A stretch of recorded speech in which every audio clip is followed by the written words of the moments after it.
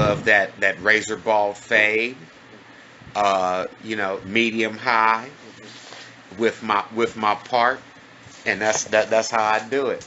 Dr. Hair, aka Young Ray, the ultimate barber, puts it down on many levels. This is a very multi-talented, multi-genius that we're dealing with in Dr. Hair. Oh, and that's all I'm gonna say. Well, thank you, brother. No need to thank. So we'll go ahead and give a preface to what we're talking about, because this is basically my reaction to Only God Knows. Now, so the afterthought of the woman was created from the man. God didn't even think enough of the creation of woman to make woman equal to man and create her from the earth as he did with Adam. Right? So the woman, the one who carries life and is the incubator of all life in all life on this planet, wasn't the initial plan. And everything else he must have created must have just been men too. You have to assume that. You have to assume that. See, I was given a little liberty in saying that there were male and female animals and male and female plants and different things on the planet, and Adam was just the fucking the lone oddity out of the bunch. What you say is actually right, because woman in the essence in and of herself wasn't created yet. Wow. You just blew it. You took it to a level. You blew a head gasket off of that. I'm trying to figure it out. You know, and that makes sense. So, woman, in all of her iterations, whether animal, reptilian, or plant-based, yes, sir, was an afterthought, even with Adam. So that gives you another insight into the all-seeing and all-knowing of God. You see how your Most High Spirit is opening? The Most High revealed that to you. Not God, but the Most High. Okay? So, woman was an afterthought of God. And so that gives you an insight to the omniscience and omnipotence of Yahweh. Okay. Let's move forward from that. I think we've made our point. Now, so God, Yahweh, told Adam, and this was prior to the construction and the creation of woman. God told Adam that he has dominion over everything and every object and every plant on this planet, and may use it for his benefit, except for one thing. And what was that thing? The tree of good and evil. The tree of knowledge of good and evil, correct? God said that man could eat from and utilize the fruit of every tree, bush, patch, vine on this planet, except for the tree of knowledge of good and evil. God told Adam, look, you can fuck with everything on this planet but this. If you and he told and warned him, if you fuck with this, you will surely die. Now, let's pause that right there. That's something I want. Let's pause that right there. Let's pause that right there. I'm a father, as you are. And you and I are in very unique positions among men, because we have female children. Now, as much as we love our children, would we put our children in an environment with something that would potentially end their life? That okay? So let me ask you this: would you put your daughter in a room with exposed live electrical wires and a room, and not only that, with forks, and show these forks and these electrical live wires to your daughter and say, look, baby, you can play with anything in this room. I got toys for you. I got food here. You can interact with everything in this room except for these live sparkling wires that are in this room. These wires can kill you. But I'm telling you, don't touch them because they will kill you. Now I'm going to leave you by yourself. Would you do that to your daughter? Would you do that to your daughter? It's hard for me to take a nap. In a house that got caps over the fucking electrical outlets. Exactly. You know, there's no knives. All the cabinets have child safety locks on them. It is hard for you to take a nap in a house with your daughter being up in the atom in an environment where you know that she's safe. Correct? Why would God do that with a being that he created? Why would God put his baby child in a room full of live wires? Why would God do that? Why would a father do that to his child? Every father that I know shields their children from danger, or to the best of their ability. I don't know no father who would put their child by themselves in a room with a motherfucking wild animal. I don't know no father who would leave their child as a baby in the middle of the of the plains of the Serengeti with a pride of hungry lions. I just don't. No. That does not make sense to me. You see? Can you see? So with that being said, that further reinforces that the Bible is not the account of God creating man. The Bible is actually an account of man creating God. Because what do we see about that just by reading the material? God is a male chauvinist murderer. So that's number one. Let's just get that out of the way. And every man has a belly button. And every man has a belly button, which means what? That they were born of who? A womb man. So, I mean, I'm going to get into that in just a minute. First and foremost, again, just to reiterate, in order to be a supreme being, you cannot have a gender assignment. That's the bottom line of what I'm saying. When you hear the word God or the speaking in reference to God as it pertains to the Hebrew faith or religion or belief system, God is spoken of as a man. Because when you hear God reference, you always hear the word he, his, or him.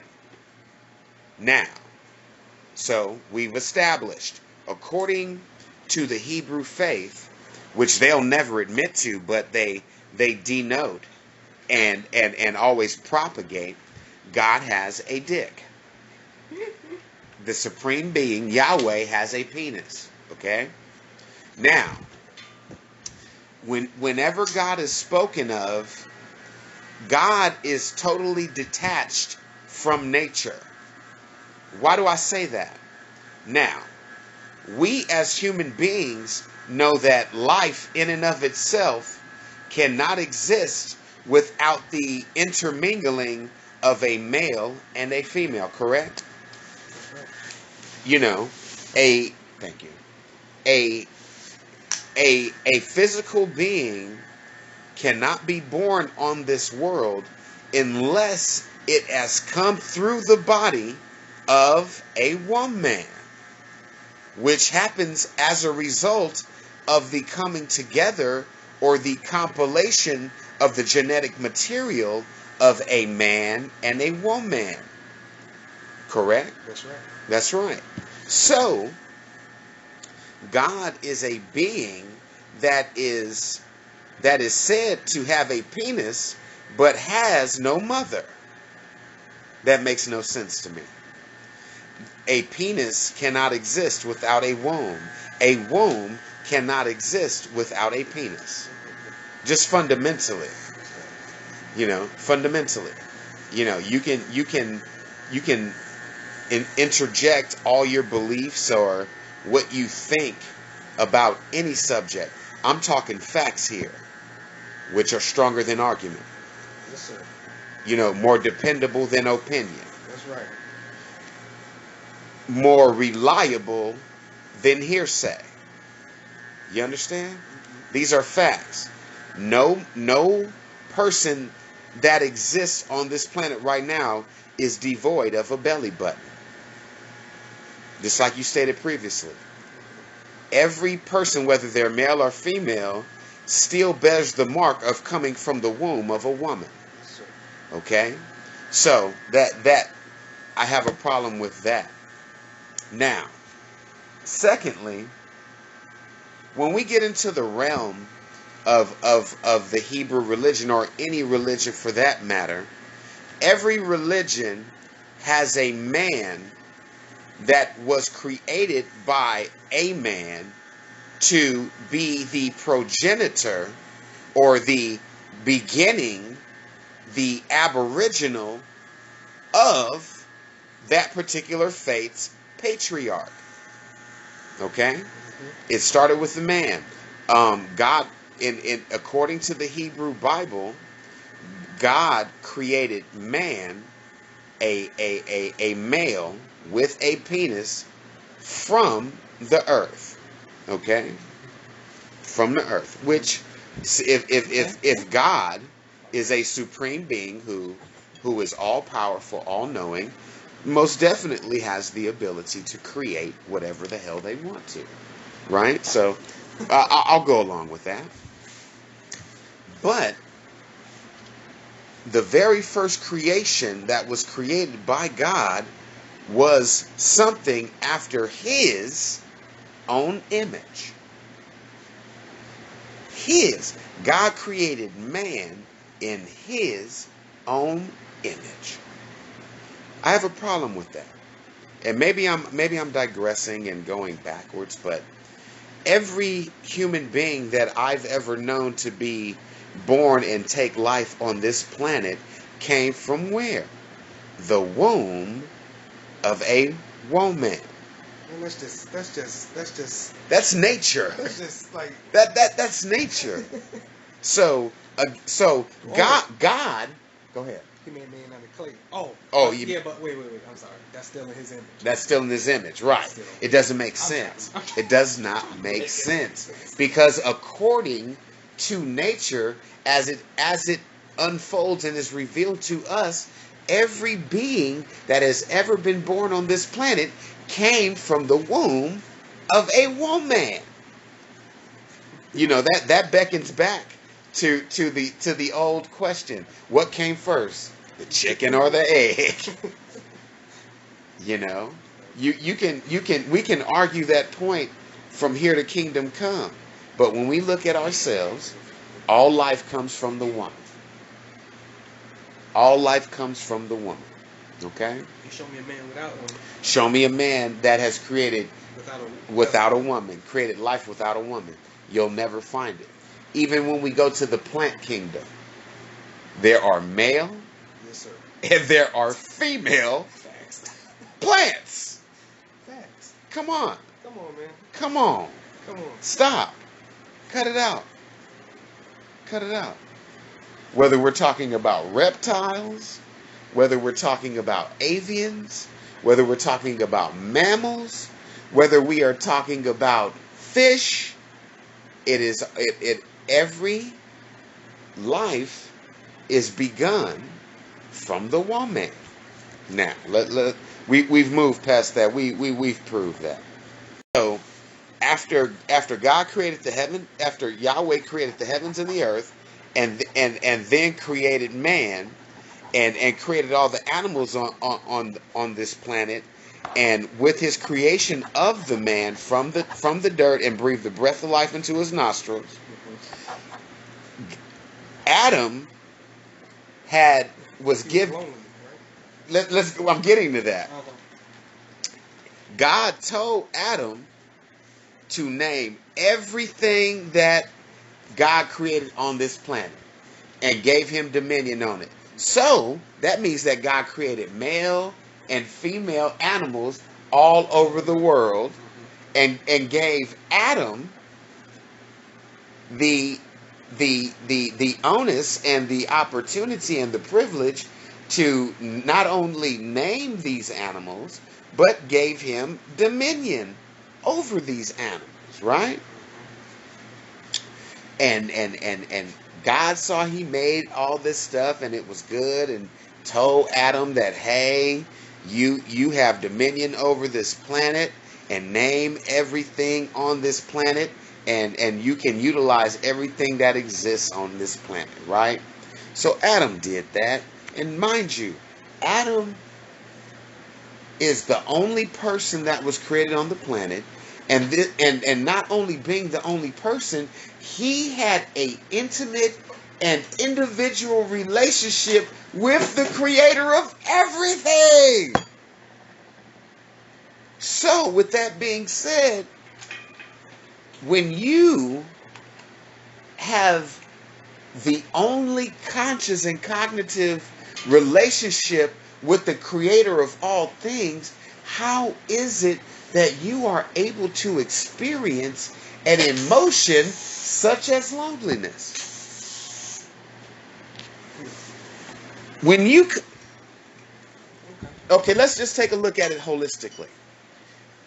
Religion, the purpose of religion is for man to create a direct connection and relationship with God, correct? Mm-hmm. Adam had that. Adam did not have... What's the definition of the word religion? The prefix re means to do over. Legion. Or legion. What is the definition? That means to align. To come in concert with. To come in synthesis with. Adam had no place in his life for religion because he never was out of alignment with God, correct? Mm-hmm. So, if the ultimate goal of human beings is to realign themselves with God, how is it that Adam was able or had the wherewithal to experience a very platonic emotion such as loneliness? God is all. God is the originator of all. So how can you experience something as inconceivable as loneliness when you are on a first name basis with the creator of everything? It doesn't make sense. It does not make sense.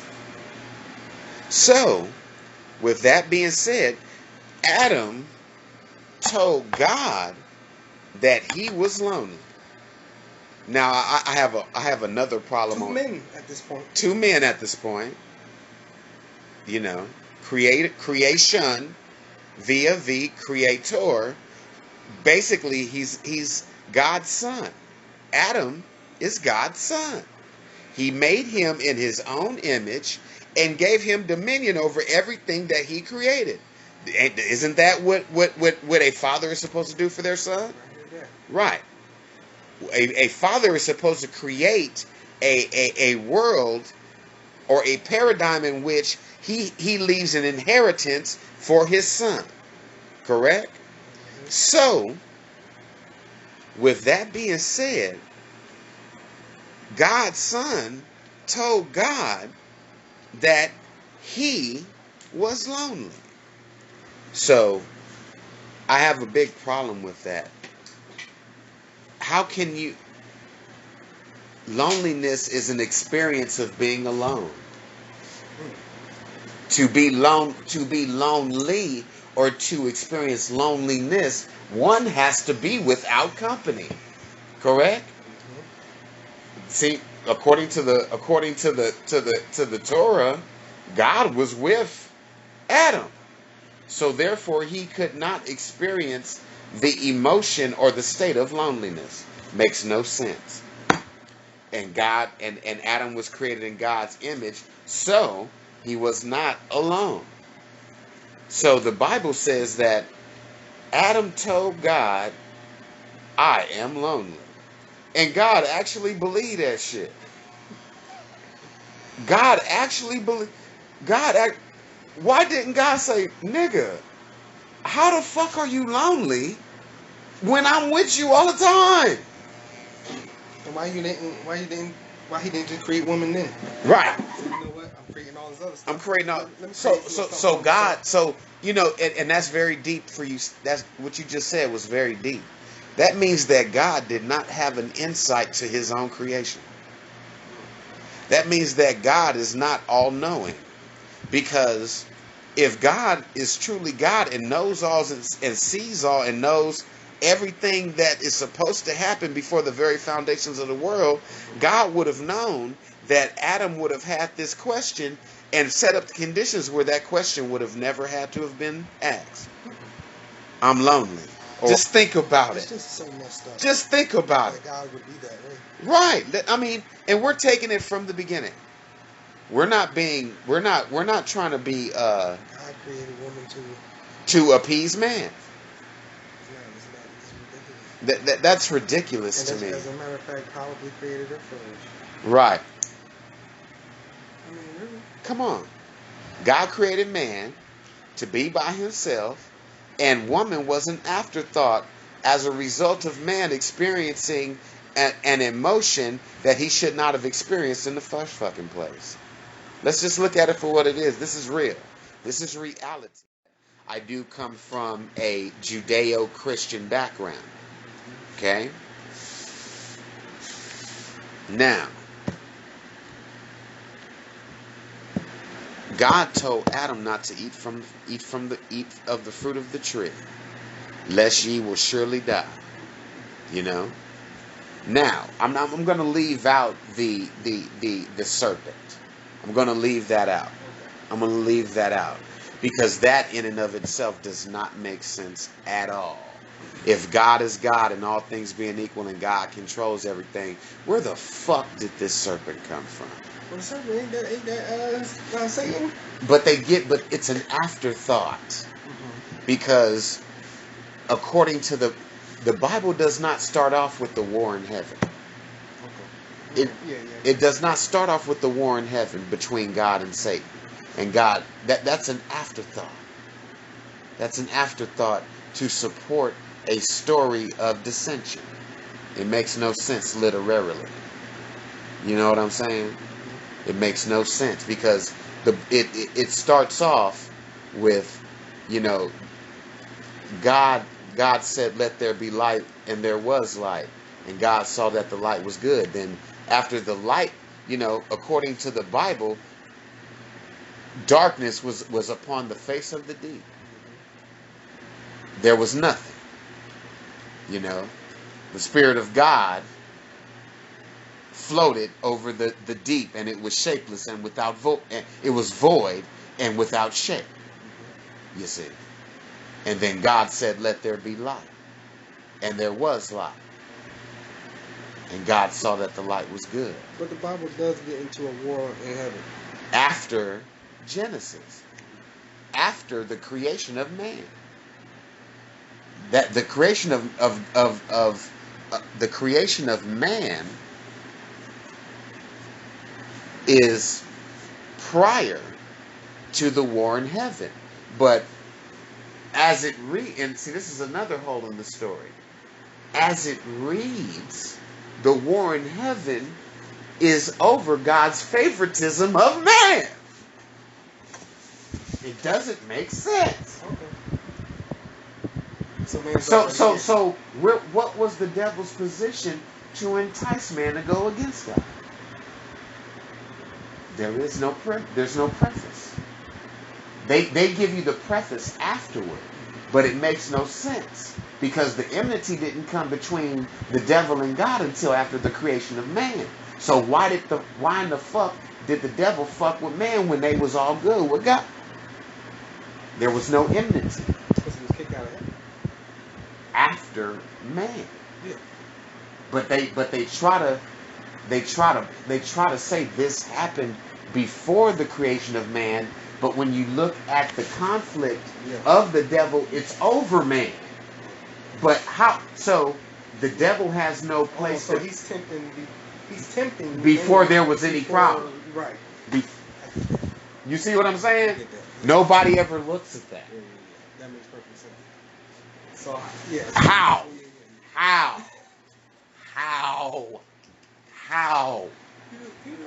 People don't think. They don't think. We just sit here and believe. And what did I say is the definition of believe? Hope in things unseen. So, Eve ate the fruit, nothing happened. Adam ate it and pissed God the fuck off. Piss God off, nigga. But now, after the serpent fucked with Eve and got in her head and got her to eat the fruit, nothing happened. Then Eve got at Adam and made him motherfucking, enticed him to eat the motherfucking fruit. And then everything changed. They came into knowledge. They understood they were naked. They understood that they were human beings and all this other shit, and got negative thoughts and, knew good and evil perfectly well. So prior to that, they knew only good. They were pure. There was no use for evil before this. No, there was no evil. There's no such a fucking thing, right? So